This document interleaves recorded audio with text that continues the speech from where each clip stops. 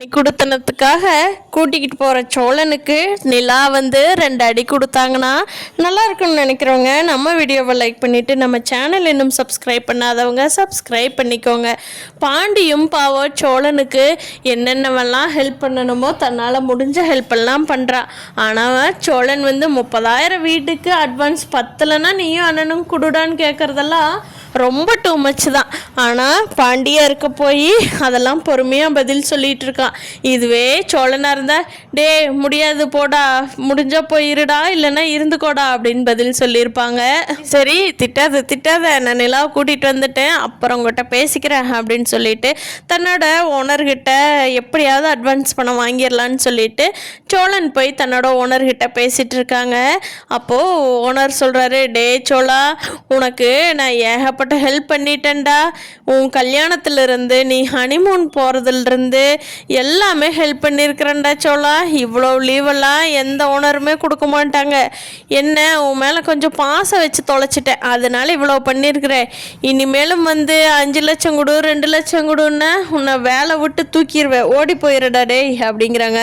அண்ணே ப்ளீஸ்ண்ணே, நான் என்ன நடந்ததுன்னு சொல்கிறேன், அதுக்கப்புறம் நீங்களே முடிவு சொல்லுங்க அப்படின்னு சொல்லிட்டு சோழன் வந்து அவங்க அப்பா வந்து இப்படி பேசிட்டு போனது, என் பொண்ணை நீ என்றைக்குமே சந்தோஷமாக பார்த்துக்க முடியாதுடான்னு சவால் விட்டது, நான் உங்கள் பொண்ணு கூட ஒரு ஃப்ளாட் எடுத்து பால் காய்ச்சறக்கு உங்களுக்கு கூப்பிட்றேன் பாருங்க அப்படின்னு சொல்லி சோழன் சவால் விட்டது எல்லாத்தையுமே தன்னோட ஓனர்கிட்ட சொல்லி, அண்ணன் இப்போ சொல்லுண்ணே, நான் வந்து உன் தம்பி, இப்படியெல்லாம் நடந்திருக்கு என் வாழ்க்கையில், ஒரு அண்ணனா நீ என்னென்ன பண்ணுவேன் அப்படிங்க. அது கரெக்டு தாண்டா சோழா, காசு நானும் அட்வான்ஸ் கொடுக்கணும் தாண்டா, ஆனால் நீ இப்போ அப்போல்லாம் அப்படி நடக்கிறதே இல்லைடா, உன்னோட வேலையை ஓடி போயிடுறே, ஒரே ஒரு சவாரி கூப்பிட்ற, அப்புறம் அண்ணன் எனக்கு வேலை இருக்குதுன்னு ஓடி போயிடுற அப்படிங்கிறாங்க. அண்ணா இல்லைண்ணே, நீ மட்டும் இந்த காசை கூட, என் பர்சனல் வேலையெல்லாம் எல்லாத்தையும் ஒதுக்கி வச்சுட்டு வாடகை தான் முக்கியம், ஆட்கள் தான் முக்கியம், நான் வர்றேன்னா இல்லையான்னு பாருண்ணே. இப்போயே சோழன் அப்படித்தான், நீயே சொல்லு பார்க்கலாம் மனசாட்சி தொட்டு அப்படிங்கிறாங்க. ஆமாண்டா, கஸ்டமருக்கெல்லாம் உன்னைத்தான் பிடிச்சி தொலையுது, நான் என்ன பண்ணிட்டு அப்படிங்கிறாரு ஓனரு.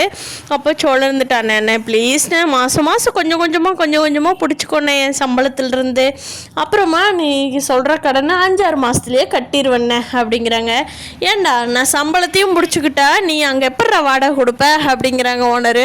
அண்ணே அதுவும் கரெக்டு தான், இவ்வளோ வாடகைக்கு நான் போயிட்டேன்னா அண்ணா அதான் நான் நிலாவுக்கு சம்பளம் வரும்ல, நிலா எல்லாம் பெரிய ஆர்டராக பேசுவானே, உங்ககிட்ட கடன் வாங்கின காசு ஒரே டைம் தூக்கி கொடுத்துருவேண்ணே, என்ன நினச்சிட்டிங்க என் பொண்டாட்டியை பற்றி அப்படிங்கிறாங்க.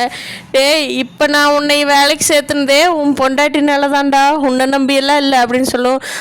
பாத்தியாண்ணே சைடு கேப்பில் என்ன திட்டுற அப்படிங்கிறாங்க. டேய் சோழா, இல்லைடா உனக்கே பிடிக்கும், எல்லாத்துக்கும் நான் இப்படி கொடுத்தேன்னா என் கம்பெனி என்னடா ஆகும், உனக்கே இப்படி கொடுத்துட்டு இருந்தா அப்படிங்கிறாங்க. அண்ணே ப்ளீஸ்ண்ணே, நான் எவ்வளோ ஹார்ட் ஒர்க்கர்னு உனக்கு தெரியுமில்லண்ணே அப்படிங்கிறாங்க.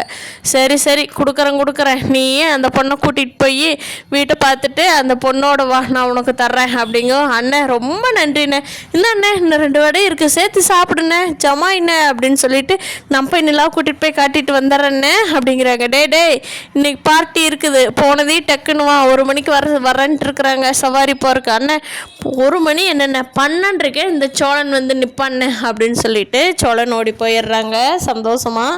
சொல்கிறாங்க, எங்கள் அப்பா சொன்னதுக்காக இப்படி ஒரு ஃப்ளாட் எடுத்து இந்த வீட்டில் இருக்கிறவங்க எல்லாரும் சேர்ந்து ஒன்றா போய் இருக்கலான்னா போகலான்னு சோழன். அப்படி இல்லை நம்ம 2 பேர் மட்டும் போகிறது அப்படின்னா சொல்லுங்கள், நான் இப்போவே திருவண்ணாமலை போயிடுறேன், எங்கள் அப்பா ஆல்வேஸ் என்னை வெல்கம் தான் பண்ணுவார், நான் இப்போயே கிளம்பிடுறேன், நீங்கள் மட்டும் போய் சந்தோஷமாக அந்த ஃப்ளாட்டில் இருந்துக்குங்க அப்படின்னு சொல்லவும் சோழன் சொல்கிறாங்க, என்னெல்லாம் என்கிட்ட சீரியஸாக பேசுகிறேன்னு நினச்சிக்கிட்டு என்னை கலாய்ச்சிட்ருக்கிறியா நீ அப்படிங்கிறாங்க. பின்ன என்ன சோழன், இந்த வீட்டில் இருக்கிறவங்க தானே உங்களை இவ்வளோ தூரம், அண்ணன் சேரன் அண்ணா தானே இவ்வளோ தூரம் படிக்க வச்சு இவ்வளோ தூரம் பெருசாக்கி உங்களை சம்பாதிக்க வேலைக்கு அனுப்பிச்சு வச்சது எல்லாமே. சேரன் அண்ணன் நினச்சிருந்தா உங்களை எல்லாம் விட்டுட்டு அவரோட வாழ்க்கை பார்த்துருக்க முடியாதா? சேரன் அண்ணன் எதுக்கு வேலைக்கு போய் இவ்வளோ கஷ்டப்பட்டு உங்களை எல்லாம் பெருசாக்கி இந்தோ பல்லவனுக்கு இன்றைக்கி கூட டியூஷன் ஃபீஸ் அவர் தான் கொடுத்துட்டு வர்றாரு, நான் கொடுக்குறேன்னு சொல்ல, இல்லைப்பா நானே கொடுக்குறேன்ப்பான்ட்டு எடுத்து கொடுக்குறாரு. அவரோட இது கொஞ்சம் கூட அவர் மனசில் வச்சுக்காம எல்லா இதையும் உங்களுக்காக பார்த்துட்டு இருக்கிறாரு. நீங்கள் என்னடான்னா கொஞ்சம் கையில் காசு சம்பாரிச்ச உடனே தண்ணி கொடுத்துரும் போயிடுவீங்களா? இன்னும் அண்ணனுக்கு நம்ம கல்யாணம் கூட பண்ணி வைக்கல. அவரோட லைஃப் இன்னும் நம்மளுக்கு தியாகம் பண்ணிக்கிட்டே தான் இருக்காரு. நம்ம அவருக்கு ஒரு டக்குன்னு ஒன்று பண்ணி வைக்கணுங்கிறத விட்டுட்டு நீங்கள் ஜாலியாக இருக்கணும், சந்தோஷமாக இருக்கணும் அப்படின்னு சொல்கிறீங்க. உங்கள் ஜாலியாக இருக்கணும்னு தான் சொல்ல, நான் இல்லைன்னு சொல்லலை. அதான் நமக்குன்னு ஒரு ரூம் இருக்குது, அதில் ஏசி கூட மாட்டி கொடுத்துருக்கீங்க. இதுவே போதுமே சோழன், இதுக்கு மேலே என்ன வேணும்? நம்மளுக்கு ஒரு ரூம் இல்லாமல் இருந்தால் நீங்கள் இப்படியெல்லாம் பேசுகிறது கரெக்டு தான். அதுதான் ஒரு பெட்ரூம் இருக்குல்ல, அப்புறம் என்ன சோழன் அப்படின்னு சொல்லவும், என்ன நிலா நீ 2 பேர் என்ன ஆளுக்கு சுற்றிக்கிட்டே இருக்கிறாங்க கூட கூட, உன்னை என்னால் ரொமான்ஸ் பண்ணவே முடியல அப்படிங்க. சோழன் பெட்ரூம் இருக்குல்ல, அதுவே போதும் சோழன், சரியா? இனிமேல் இந்த தனி கொடுத்தணும் நெனி கொடுத்தணும்லாம் பேசிகிட்டு இருந்தீங்க, நான் நேராக திருவண்ணாமலை போயிடுவேன். எங்கள் அப்பா ஒரு ஆஃபீஸ் புதுசாகவே கட்டி கொடுத்துருவார் அப்படிங்க. இல்லை நிலா, நான் இனிமேல் பேச மாட்டேன், சும்மா இதையே சொல்லாத பேச்சுக்கு கூட அப்படிங்கிறாங்க. அந்த பயம் இருக்கட்டு அப்படிங்கிறாங்க நிலா. அவங்க வீட்டில் இருந்து அம்மா டைம் ஆச்சு, சாப்பாடு போட்டியா இல்லையா, மெடிக்கல் போக எனக்கு லேட் ஆச்சு இல்லாமா அப்படின்னு சொல்லவும், பரவாயில்லடி, அந்த மெடிக்கல் ஷாப் எடுத்ததும் நீயும் பொறுப்பாயிட்ட. தேவையில்லாமல் வெட்டியாக பேசிகிட்டு இருக்கிறது, ஃபோன்லேயே விளையாடிட்டு இருக்கிறது, இதெல்லாம் விட்டுட்டு இப்பெல்லாம் நல்லா பொறுப்பாயிட்ட வானதி. பாண்டி பரவாயில்ல, உனக்கு நல்லா தான் மெடிக்கல் ஷாப் எடுத்து கொடுத்துருக்காரு, அதனால தான் நீ இவ்வளோ பொறுப்பாயிட்ட. என்ன யாரும் ஃபோனை பார்த்து பேசிக்கிட்டு ரூம்குள்ளேயே அடைஞ்சு கிடப்ப, இப்பெல்லாம் வந்த உடனே சாப்பிட்டு கரெக்டாக தூங்கி எழுந்திரிக்கிற வானதி அப்படின்னு சொல்லி வானதியோட அம்மா அப்பா வானதி பார்த்து ரொம்ப பெருமையாக பேசிகிட்டு இருக்காங்க. அப்போது வானதி சொல்கிறாங்க, ஆமாம் நீங்கள் தான் மெச்சிக்கணும், எனக்கு இருக்கிற டயர்டு எனக்கு தானே தெரியும்.